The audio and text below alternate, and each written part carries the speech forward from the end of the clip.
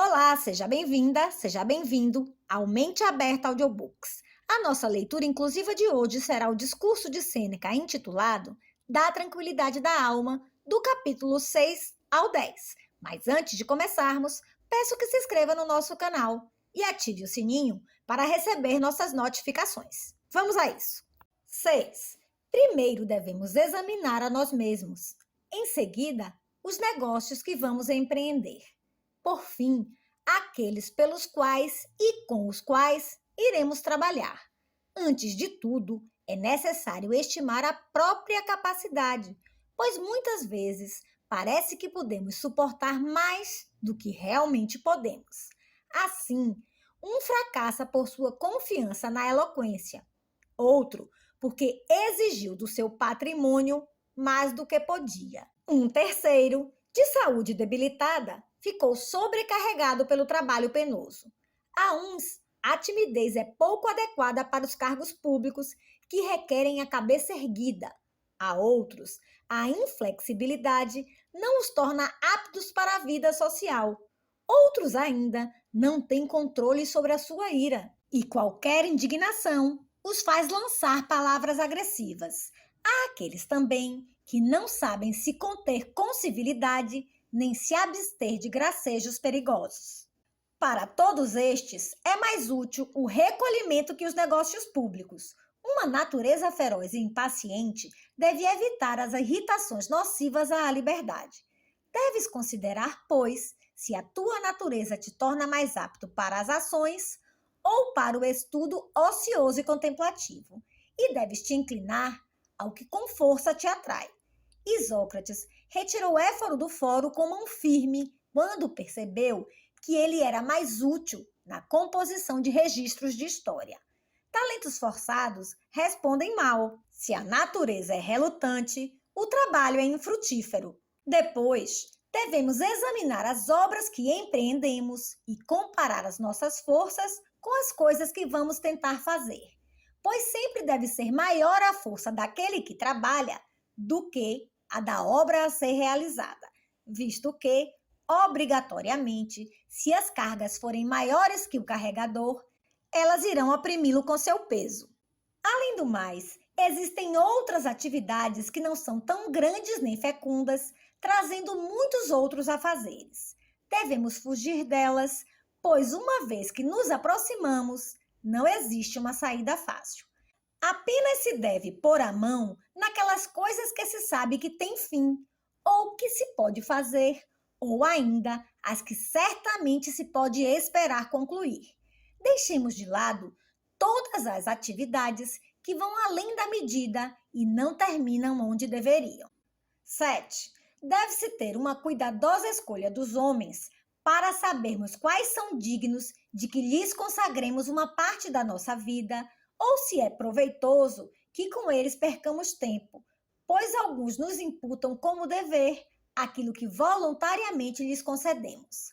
Atenodoro dizia que nem sequer iria jantar com alguém que pensasse que não lhe devia nada por isso. Penso que compreendes que muito menos iria à casa daqueles que igualam os jantares aos deveres dos amigos, os que contam os pratos pelas dádivas, como se a falta de moderação fosse uma honra aos outros. Aliás, tire-lhes as testemunhas e os espectadores que não se deleitaram com um banquete secreto. Nada, pois, é mais proveitoso a uma alma do que uma amizade fiel e doce. Quão bom é encontrar corações preparados para guardar todo o segredo. Tu temes menos a consciência deles que a tua própria. A conversa deles alivia a solidão. As sentenças deles se tornam conselhos. O seu gracejo dissipa a tristeza. A própria presença deleita.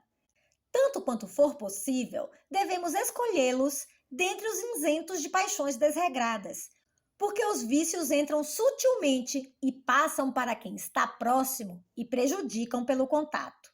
Assim, como em uma epidemia, deve-se cuidar de não nos aproximarmos de corpos já infectados e ardendo na doença, porque atraímos os perigos com a própria respiração. Assim, na escolha dos amigos, devemos ter trabalho de escolher os menos maculados, O início da doença resulta da mistura dos doentes com os sãos. Nem por isso te aconselharei que não sigas ou não atraias ninguém, exceto o sábio. Onde, pois, encontrar este que há tantos séculos se busca? O melhor é mesmo o menos mal. Apenas terias a faculdade de eleição mais feliz se encontrasses bons amigos entre Platões e Xenofontes e em toda a ala de discípulos de Sócrates, ou se tivesses poder de voltar à época de Catão, que produziu muitos homens dignos da era dele. Não obstante, gerou também os piores criminosos de todos os tempos. Tanto uns quanto outros foram necessários para que se pudesse valorizar a figura de Catão. Os bons para aprovarem seus méritos e os maus para testarem o seu valor. Agora, porém, com tanta falta dos homens bons, a eleição se faz menos cansativa e exigente. Deve-se evitar, no entanto, os tristes e aqueles que deploram todas as coisas para os quais tudo é motivo de brigas, mesmo que eles demonstrem fidelidade e benevolência, pois é inimigo da tranquilidade o companheiro inquieto e que geme por tudo. 8. Passemos agora ao patrimônio, que é a maior fonte dos sofrimentos humanos. Se comparares todas as outras coisas que nos angustiam, como mortes, doenças, medos, desejos, intolerância de dores e de trabalhos, com os danos que nos traz a riqueza, a parte desta certamente pesará muito mais. Assim, deve-se considerar quão mais leve é a dor de não tê-la do que de perdê-la, e compreendemos com isso que a pobreza é matéria de tormentos menores, porque oferece menores danos. Erras, pois, se pensas que os ricos sofrem com mais ânimo as perdas. Nos maiores e nos menores corpos, a dor das feridas é igual. Bion elegantemente disse que não causa menos moléstia a um calvo que a um cabeludo que lhe arranquem algum cabelo. O mesmo se aplica tanto ao pobre quanto ao rico. Para eles, o tormento é igual, pois tanto a um quanto a outro, o dinheiro adere de tal modo que não pode ser tirado sem dor. Porém, como já disse, é mais tolerável e fácil não adquirir do que perder, e por isso verás mais alegres aqueles a quem a sorte nunca olhou do que aqueles a quem a sorte abandonou. Diógenes, homem de alma brilhante, percebeu isso e agiu de modo que nada lhe pudesse ser tirado. Tu chamas a isso de pobreza, escassez, necessidade. Podes dar a essa segurança o pior dos nomes. Pensarei que esse homem não é feliz se encontrar algum outro que não possa perder nada. Ou eu me engano, ou ser rei é viver entre avarentos, espiões, ladrões e plagiadores, sendo ele o único a abrigo de prejuízo. Se alguém duvida da felicidade de Diógenes, pode o mesmo duvidar do estado dos deuses imortais. Se de fato vivem de modo feliz, porque não têm prédios, nem hortas, nem campos preciosos cultivados por outro colono, nem grande renda no fórum. Não te envergonhas por te fascinares com as riquezas? Olha então para o mundo e verás os deuses desnudos, aqueles que tudo dão e nada têm. Disso, tu pensas que o pobre é semelhante aos deuses, pois se despoja de todos os bens fortuitos? Proclamas mais feliz Demétrio Pompeano, que não se envergonhou de ser mais rico que o próprio Pompeu? Cotidianamente lhe era dada a lista de seus escravos, como se ele fosse general de um exército. A ele que, pouco tempo antes, era riqueza ter 2 substitutos de escravos e uma cela um pouco mais larga. Por sua vez, o único servo de Diógenes fugiu, e quando este o descobriu, considerou que não valia a pena reconduzi-lo. Então exclamou: seria vergonhoso que Manés não pudesse viver sem Diógenes, e que Diógenes não pudesse viver sem Manés. Para mim é como se tivesse dito: o destino cuida de seus próprios assuntos. Nada tens de ti com Diógenes. Meu servo fugiu. Quem está livre sou eu. A família pede o que vestir e comer. Assim, devo satisfazer o apetite de tantos animais vorazes, comprar roupas, cuidar dos mais rapaces e utilizar os serviços daqueles que estão sempre chorando e maldizendo. Mas feliz é quem não deve nada a ninguém, a não ser a si mesmo, a quem é fácil negar. Como não temos tanta força, certamente devemos estreitar o patrimônio para que estejamos menos expostos às injúrias da sorte.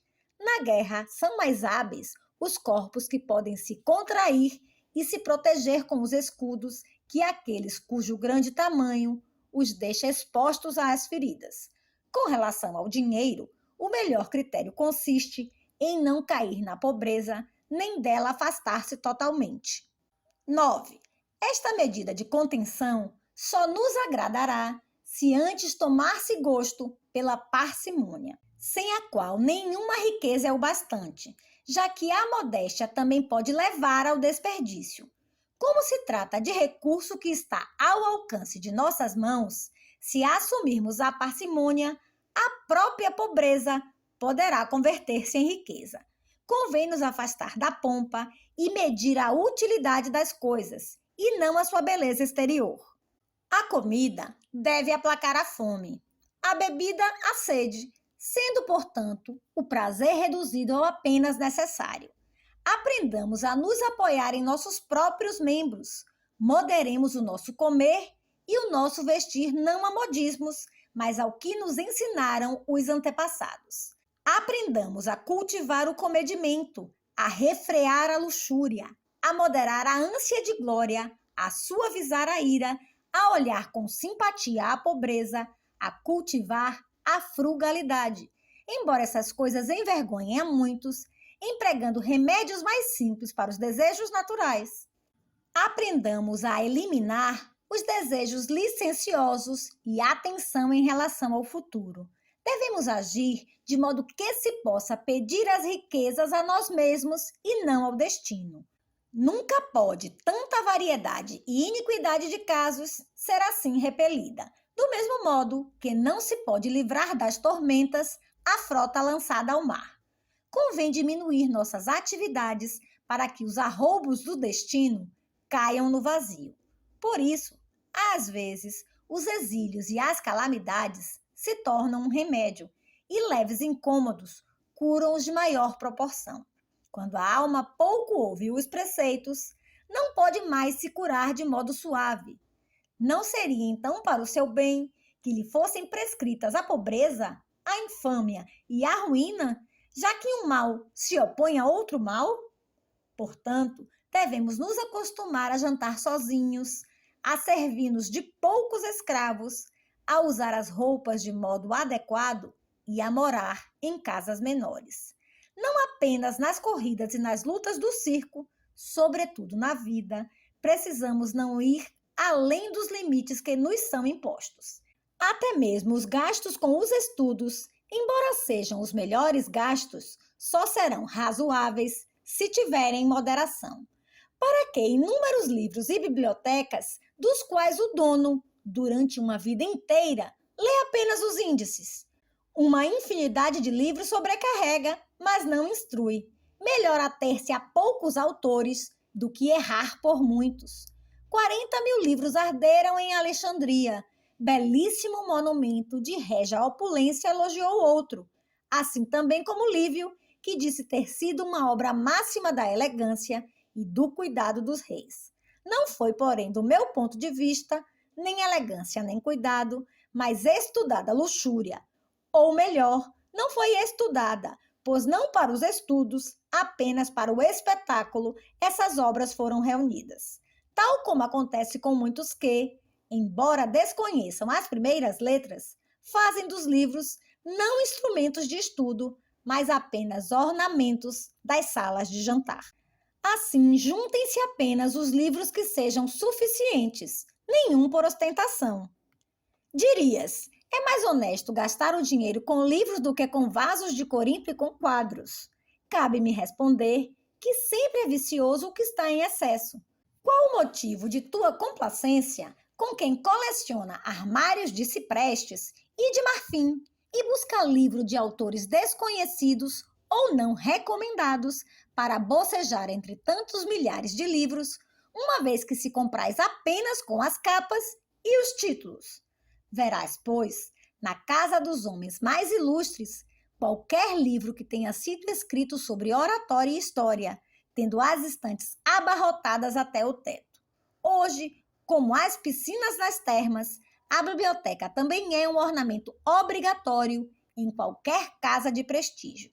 Eu perdoaria tal mania se o erro fosse por um exagerado desejo dos estudos. Agora, estas conquistadas obras dos gênios consagrados, instaladas em torno das estátuas de seus autores, são compradas apenas para adorno das paredes. 10. Porém, te encontras numa situação de vida difícil. A adversidade pública ou privada te prendeu com um laço que não podes nem desatar nem romper. Considera que os prisioneiros apenas no princípio se afligem com as algemas e os grilhões que impedem seus passos. Porém, quando resolvem não mais se irritarem e se propõem a suportá-los, a necessidade lhes ensina a levá-los com fortaleza e o costume com facilidade. De fato, em qualquer gênero de vida, encontrarás distrações, compensações e deleites, desde que queiras avaliar como leves os teus males, em lugar de fazê-los insuportáveis. Sabendo das desgraças para as quais nascemos, a natureza fez do hábito um alívio para a calamidade, tornando logo costumeiras as mais graves. Ninguém resistiria se a força das coisas adversas fosse a mesma na continuidade, como é no primeiro golpe. Estaremos algemados ao destino. Para alguns, as algemas são douradas e frouxas. Para outras, são apertadas e sórdidas. Que diferença faz? A mesma prisão cerca a todos, tanto os que estão presos quanto os que aprisionam, a não ser que talvez penses que é mais leve a algema no braço esquerdo. A uns prendem as honras, a outros a opulência. A alguns a notoriedade oprime, a outros a obscuridade. Alguns inclinam suas cabeças sob o domínio alheio, outros sob o seu próprio. Alguns têm como único lugar o exílio, outros o sacerdócio. Enfim, toda a vida é servidão. Cada qual, portanto, deve conformar-se à sua condição e, queixando-se dela o mínimo possível, aprender tudo o que ela tem de favorável. Não existe nada de tão amargo que não encontre consolo numa alma equilibrada. Frequentemente, áreas exíguas se tornam aptas para muitos usos devido à arte do arquiteto e uma boa disposição torna habitável mesmo um lugar estreito. Usa a razão nas dificuldades. As situações mais duras podem se suavizar, as apertadas podem se afrouxar e as pesadas se tornar mais leves. É só saber levá-las. Além do mais, os desejos não devem ser lançados para muito longe, mas permitamos que desabrochem nas proximidades, já que de todo não são passíveis de clausura. Abandonando essas coisas que não podem ser feitas, ou apenas podem ser feitas de modo muito difícil, sigamos as coisas próximas e que alimentam a nossa esperança. Saibamos que todas as coisas são igualmente volúveis, embora exteriormente possam ter diversas faces. Por dentro, são igualmente vãs. Não invejemos a sorte dos que estão em posição privilegiada. O que parece ser altura é, na verdade, um precipício. Aqueles a quem uma sorte iníqua colocou em uma encruzilhada estarão mais seguros, diminuindo as coisas que são por si elevadas, conduzindo seu destino, tanto quanto for possível, no nível da normalidade.